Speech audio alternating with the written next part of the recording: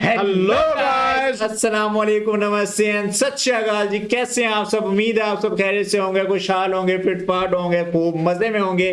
कजर मजन की तरफ से हम मैं आपके होस्ट, मेरा नाम है मोहम्मद शाबान और मेरे साथ मौजूद हैं जी। मैं हूं आपका अपना मोटा भाई। अच्छा जी, आज का जो हम टॉपिक लेके आए हैं ना, वो बड़ा ना वो एक ना सनसनीखेज सा होने जा रहा है। जैसा कि आप सबको मालूम है कि पूरी दुनिया में ना तहलका मचा हुआ है भाई, पूरी दुनिया में जंग जंग का माहौल है। और ईरान और यूएसए के दरमियान पता नहीं कोई सेटलमेंट अभी तक हुई है या नहीं हुई, इसके बारे में तो कोई आइडिया नहीं है। लेकिन पेट्रोल, जैसा कि आपको पता है कि भाई पूरी दुनिया में शॉर्टेज है। हाँ, तो आज का जो टॉपिक होने वाला है वो पेट्रोल से ही रिलेटेड होने वाला है। देखने जा रहे हैं कि अगर अब के बाद, यानी कि अब के बाद किसी ने पेट्रोल पंप का बिजनेस स्टार्ट करना हो इंडिया के अंदर या पाकिस्तान के अंदर, तो वो किस प्राइस रेंज पे कर सकता है, उसके लिए क्या क्या चीजें चाहिए होती हैं। वैसे मुझे ज्यादा इसके नॉलेज है तो नहीं, आपको पता है कुछ कि किस तरह अगर कोई बंदे ने स्टार्ट करना हो तो?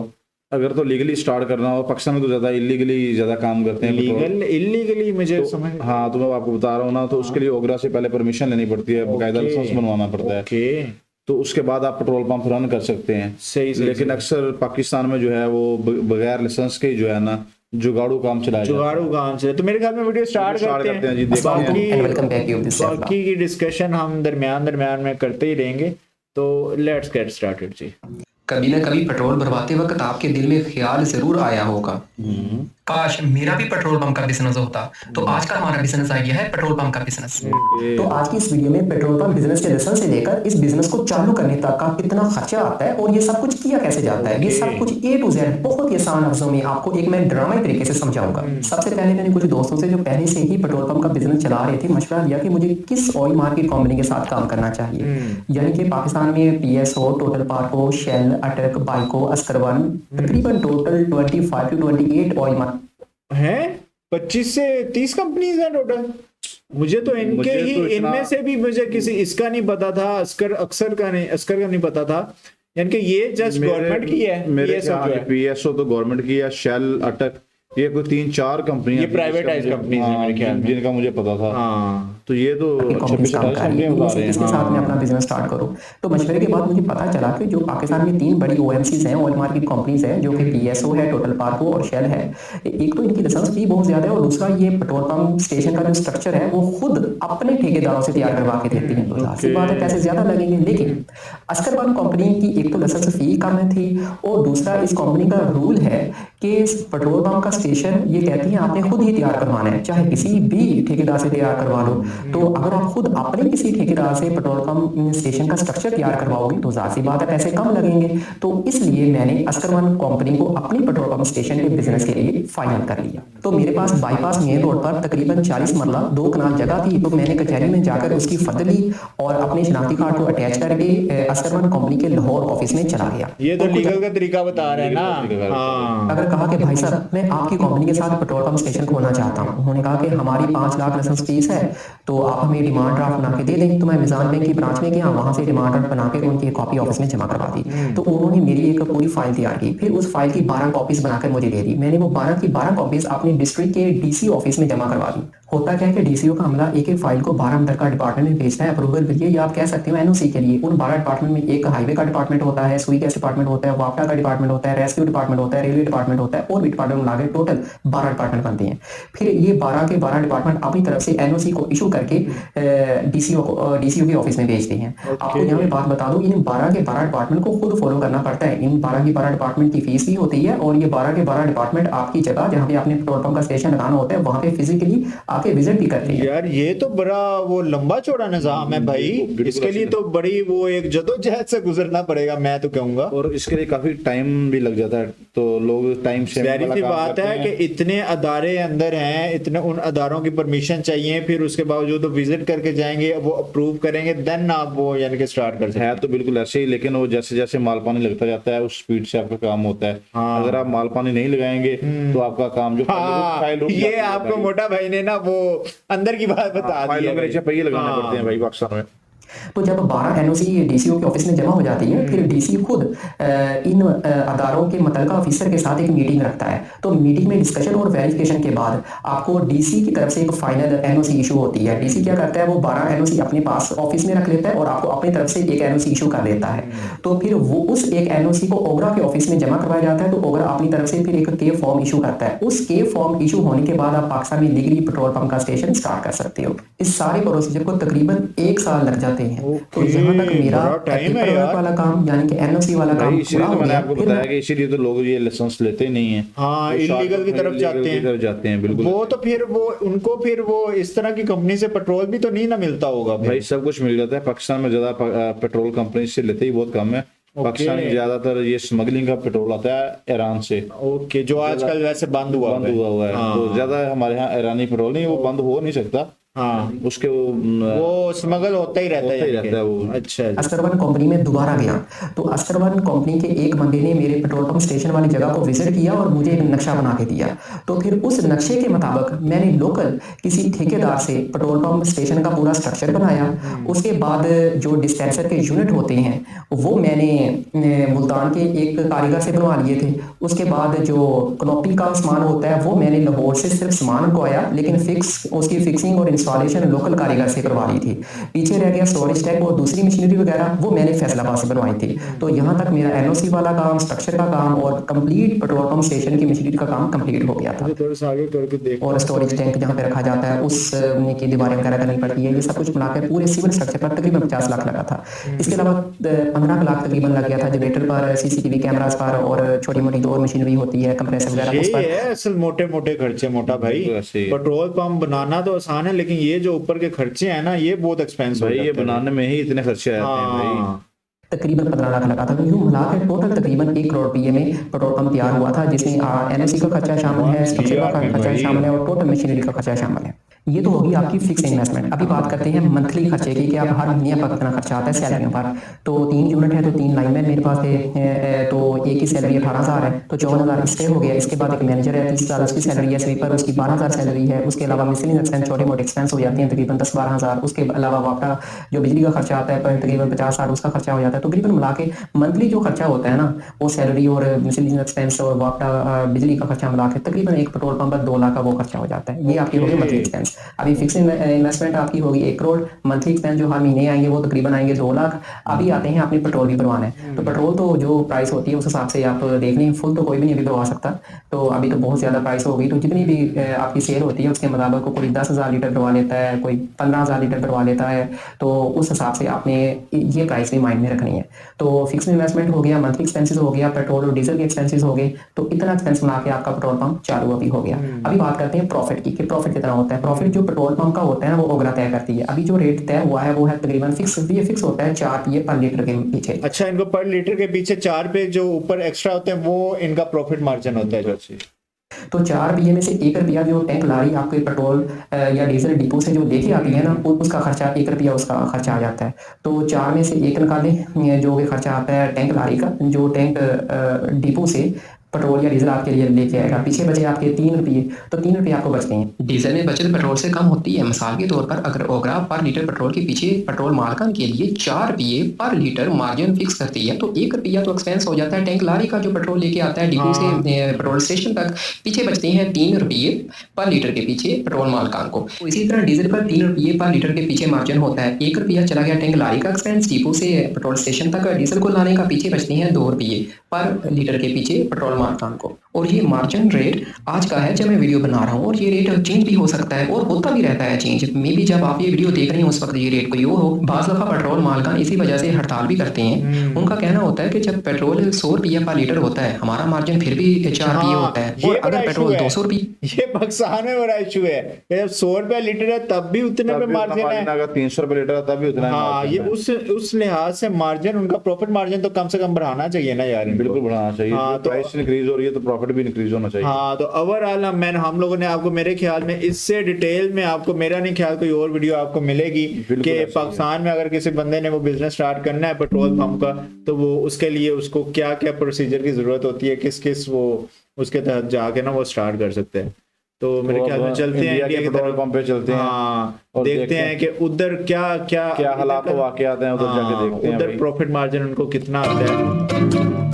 भाई साहब ये तो भाई मेरे ये ख्याल में पेट्रोल डायरेक्ट पंप- अपनी वो पेट्रोल पंप की फील्ड में ही ले आया है कि वो कहता है कि मैं ज्ञान नहीं सिर्फ दूंगा, मैं इनको विजिट भी करवाऊंगा भाई। तो भाई चलते हैं, वीडियो स्टार्ट करते हैं जी। भाई साहब चेक करें। न्यूली एंट्री भाई, पूरा पंप आप देख लो। नहीं बीपी एचपी आईओसी जिसमें मतलब ओए खानदान में आगे ये लड़का है, बिल्कुल ये लड़का पेट्रोल पंप का ओनर है, ये बना रहा है। बिल्कुल यही बना रहा है भाई। ना करें, मेरे ख्याल में जस्ट ब्लॉगिंग कर रहा आप लोग कहते होगा। हो ना कि भैया पंप कौन सी कंपनी का लेना चाहिए, प्राइवेट कंपनियां बेस्ट होती है, या फिर आप लोग ये नहीं कहते नहीं हो भाई, ये मुझे ऑनर लग रहा प्राइवेट है, कंपनी को पंप दे रही है ये ऑनर ही लग रहा है मुझे।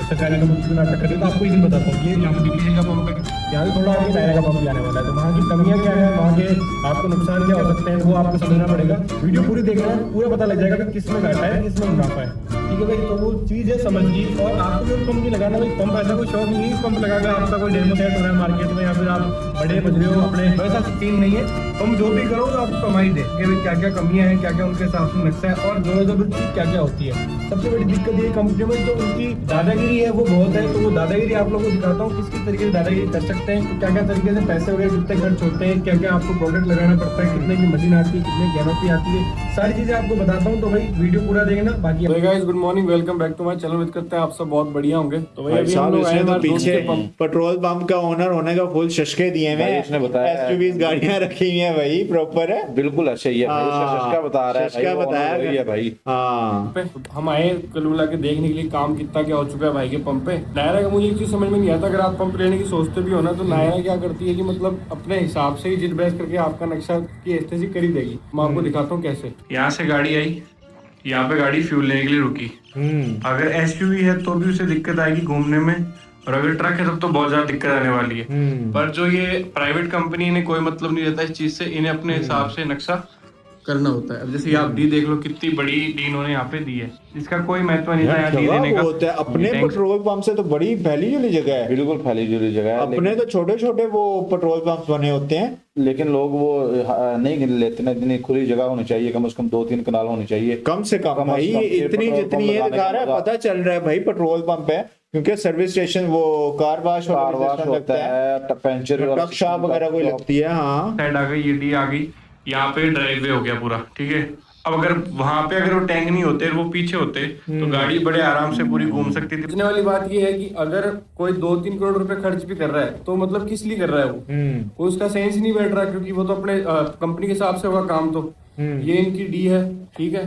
पूरी डी के अंदर भी इन लोगों ने मनमानी ये करी है कि अपने हिसाब से पूरा तैयार करवाया, बल्कि टैंक वहां से उठ के यहाँ आ सकते थे, पर फिर भी इनको डी ने इतना बड़ा करवा के पूरा जो ड्राइव है उसकी पूरी एस्थेसी कर दी। आपको यहाँ पे 3 ऑफिस दिख रहे होंगे, 1 2 3, भाई ठीक है। ये जो आप देख रहे हो, ये तो एटीएम दिया है, और ये लोगों जबरदस्ती ने दिया। एक ऑफिस बनाया होता है, इस भाई साहब ने 3 ऑफिस बना दिए भाई। भाई अभी तो बता रहे हैं कि अभी तो भाई, कंस्ट्रक्शन हो रही है, हमने बहुत बड़ा- इसके बाद रेनोवेट होगा तो फिर इसकी असल लुक आएगी। अभी देखते हैं और क्या क्या चीजें बनाई हैं भाई। डीलरशिप अपने नायरा को कि मत दो एटीएम की कोई लोड नहीं है। यहाँ से अगर 2 किलोमीटर आप जाओगे सिटी में, तो वहाँ पे एटीएम बतेरे पड़े, ठीक है। ये हो गया। अब सेकंड ऑफिस जो है, ये किस चीज का भाई? Guest room. ओहो, यहाँ पे गेस्ट भी आएंगे हमारे जैसे, ठीक है भाई। ये गेस्ट रूम हो गया, गेस्ट और ये थर्ड वाला ये ऑफिस हो गया। तो आप मेरे को कि भाई जैसे आप देख रहे हो, अगर आप बहुत जैसे बड़ी customer हो, जगह है किसी यार। पंप पे लेके जाते हो अपनी गाड़ी को, तो ये आपकी एमपीडी आ गई। एमपीडी अब यहाँ पे गाड़ी लगी, यहाँ से घूमेगी, तो ये देखो यहाँ पे इन्होंने सीधा सीधा इसको यहाँ पे डी बना रखा है। अब ये बताओ यहाँ से गाड़ी कैसे घूमेगी? ये टैंक आ गया, ये जो बेमतलब का एरिया दे रहे हैं, इन्होंने कहा है ये आपका गार्डन होगा। क्या मतलब है इस गार्डन का? यहाँ पे भी टैंक बन सकते थे, यहाँ पे पूरा पेट्रोल टैंक पंप आ पे भी सकता है गार्डन वाला अपने एरिया पीछे दे दिया में, उन्होंने। पर इन्होंने वहां पे भाई, टैंक है बना ना, दिया। चाय ठीक है, पीने एक आगे के लिए जा भाई, बाहर कोई गेस्ट वगैरह आ गेस्ट जाए, वगैरह कोई आ किसी ने जाएं, कार वॉश वगैरह environment करवानी है, भाई, तो भाई environment, वाकई अच्छे environment में एनवायरनमेंट जाके। बहुत मैटर करता है। कस्टमर्स को अगर घेरना है ना, तो बिल्कुल। अच्छा एनवायरनमेंट दे भाई तो बंदा। उनके दिल की बातें जो है ना, वो हाँ। मन की बातें पूरी करनी पड़ेंगी। हाँ भाई आपको एक ऐसे चीज ही है। और बताता हूँ। हम क्या सारे जिम से आ रहे हैं, तो सोचा आज पंप का ब्लॉग बना लेते हैं, क्योंकि वे नया फोन आया, तो भाई स्टोरेज अपने पास बथेरा पड़ा है। ओके। ये पंप है भाई, ठीक है। पूरा पंप आप देख लो, जो मेजर जो पॉइंट है वो आपको बता दिए। अब समझने वाली बात यह है कि आप चाहे डीलरशिप किसी की भी लो, पर नायरा की कभी मत लेना, क्योंकि नायरा वाले ऐसा डंडा करके रखेंगे ना आप लोगों की, मतलब आपको पैसे भी लूट लेंगे, आपको काम भी करके उनको देना पड़ेगा सारा, और सारा पैसा आपका लगता है। जैसा कि पंप वाले भाई ने बताया, मशीन इनकी 4 लाख रुपए की आई और नाला 10 लाख रुपए में। ओए कितना फर्क है। अपनी मशीनरी कितने की आई थी? हमारी तकरीबन 15 लाख रुपए की आई 15 से 20 लाख की, तो इधर 4 लाख की मशीनरीज आ गई हैं भाई। भाई, बहुत 3 गुना डिफरेंस है हाँ भाई। जी। 10 लाख का कैनोपी कितने में? कैनोपी 13 लाख रुपए में। तो ये एस्टिमेट ये बता रहे हैं 2 करोड़ से ऊपर हमारे खर्च हो चुके हैं अभी तक, क्योंकि नायरा में खुद को रुपए खर्च करने पड़ते हैं। एचपी बीपी और अपने आईओसीएल में जो डीलर आप सीसी से डीसी से दोनों कर सकते हो। यहाँ पे सिस्टम नहीं, यहाँ तो खुद की लेंगे और जचा के लेंगे। ठीक है, ये पूरे ब्लॉक्स वगैरह, ब्लॉक कितने के आ गए? पूरे 11 लाख समथिंग के ब्लॉक आ गए। और यहाँ पे सीएनजी भी लगेंगे, यहाँ पे एटीएम भी है, यहाँ पे कैफे भी खुलेंगे भाई साहब, उसने अपने पेट्रोल पंप पे एटीएम तक की सर्विस दे दी है भाई। यहाँ पे और हाइड्रोजन भी लगेंगे, इलेक्ट्रिक भी लगेंगे, पता नहीं क्या क्या लगाएंगे। और अगर ये रूट बताऊंगा ना आपको कभी विस्तार से, तो आपको कहोगे इस रूट पे कुछ चलेगा भी नहीं। टूटा की लगा, जो एक बार की लगा पता की है। अच्छा, लगवा दिया, अब कह दिया जो एक बार की लगा। अच्छा। और टाइल कजारिया की कजारिएगी सब लाइट पड़ी है, मतलब दूसरी टाइल नहीं लग सकती ऐसा? दूसरी नहीं। और जगह खुद बतावा है, हमारे ब्लॉक है ना, मयूर ऐड है जयपुर। अच्छा, ये मतलब कमीशन सिस्टम इनका है? कमीशन तो नहीं है, कमीशन तो है। ये जो ब्लॉक्स है मयूर डायनामिक के, साफ कंपनी ने कहा है कि ब्लॉक लेके आना तो इसी कंपनी से लेके आने आप लोगों को, तो उसमें भी आप समझ अच्छा, जाओ। इधर भी सेम उसी तरह के कंपनी खुद हर चीज वो अपने लिहाज से वो सारा डिजाइन डिजाइन करवाएगी वो। सेम वो मैनेज करती है। जो पेट्रोल्स की ऑलमोस्ट कंपनीज होती हैं, इनके सेम डिजाइन होते हैं। हाँ, कुछ लेन-देन होगी कंपनी वालों की, तभी कहते ये हैं ना कि जैसे टोटल वाले हैं तो इधर अपने पास वो सारे एक डिजाइन के टोटल के पेट्रोल पंप और दूर से पता लग जाता है कि ये हाँ, किस कंपनी का है लोगों भाई। ने कही होगी। अब देखो, ये है अपनी एंट्रेंस, ठीक है। यहाँ पे आप देखोगे तो ये डी देखो कितनी बड़ी कर दी इन्होंने। ये फिर यहाँ से मशीन, ये सेकंड मशीन। अब एक बात बताओ, यहाँ से अगर कोई ट्रक घुस रहा है, यहाँ से कोई ट्रक घुस रहा है तो वो इस तरफ जाएगा, तो उसका पीछे का जो हिस्सा होता है बड़े ट्रक का, वो आराम से यहाँ अड़ेगा नहीं, या उसे घुमाने में दिक्कत नहीं आएगी। मतलब ये तो भाई बच्चा ही बता सकता है गाड़ी कितनी जगह में घूमेगी। अगर 2 ट्रक आते हैं तो एक तो यहाँ लग गया, दूसरा फिर वहां कैसे लगेगा यहाँ अगर कोई गाड़ी लगी हुई है तो भाई मेरा मानना तो ये है कि जो भी आप डीलरशिप लेते हो सोच समझ के लो, ऐसे हाथ मत डालो। और प्राइवेट कंपनी में तो हो सके तो मत ही काम करो, क्योंकि प्राइवेट कंपनी का तो लोचा बहुत बड़ा होता है। नहीं, बीपी एचपी आईओसीएल जिसमें मैंने उसमें करो, पर भाई काम करने की बात नहीं है, पैसे तो मत उठाओ बेमतलब के। दीपक भाई को पता है, दीपक भाई देखो अभी निकल गए अपना काम करने के लिए। ओके जी, मोटा मोटा मुझे जहां तक समझ आई है ना कि भाई ने जिस कंपनी जो सी कंपनी ली है ना, तो उसका वो कह रहे हैं कि लोचे कुछ ज्यादा ही है, एक्स्ट्रा ही है। भाई पेट्रोल पंप के वैसे भी लोचे ज्यादा हैं। नहीं, अगर गवर्नमेंट के बाय करते हो तो भाई बेशक गवर्नमेंट के बाय करें, जितना उन्होंने मार्जिन बताया था आपने परसों की वीडियो में देखा है। तो अच्छा, इसमें भी हमें प्रॉफिट मार्जिन नहीं, मेरे ख्याल डिस्कस किया गया। इधर भी सेम यही सिचुएशन होगी। अगर तो आप जो है ना अपना ईमानदारी के साथ पंप चलाए ना, तो आप बिल्कुल भी नहीं चला सकते। तो वो जो हम सुनते आ रहे हैं कि भाई जिसके पास पेट्रोल पंप है वो दुनिया का अमीर तरीन बंदा है भाई, उसके नीचे डाले शाले ये भाई चीज। बिल्कुल वो ऐसे ही है कि जब आप अपना लेवल पूरा नहीं देंगे, हाँ, शॉर्ट पेट्रोल देंगे। अच्छा, अपने पास तो ज्यादातर मेरे ख्याल में जो पेट्रोल पंप चल रहे हैं वो ठेके पे चलते हैं, यानी ऑलमोस्ट ठेके पे कि लैंड अपने इतनी तो नहीं, तो खुद की इन्वेस्टमेंट अगर करना बैठे तो ये 1 CR की मेरे ख्याल इसमें बहुत कम इन्वेस्टमेंट बताई है, इतने की तो बंदे की वो लैंड भी नहीं पूरी होती हो। बिल्कुल ऐसे ही है। अच्छा उमर भाई, मुझे एक बात तो बताएं, अगर आपने भी पेट्रोल पंप अक्सर दिलवाते रहते हैं, आपके साथ कभी 2 नंबरी वगैरह क्योंकि अक्सर तो चलती ही रहती है बिल्कुल भाई, पाकिस्तान में 2 नंबरी तो है आम।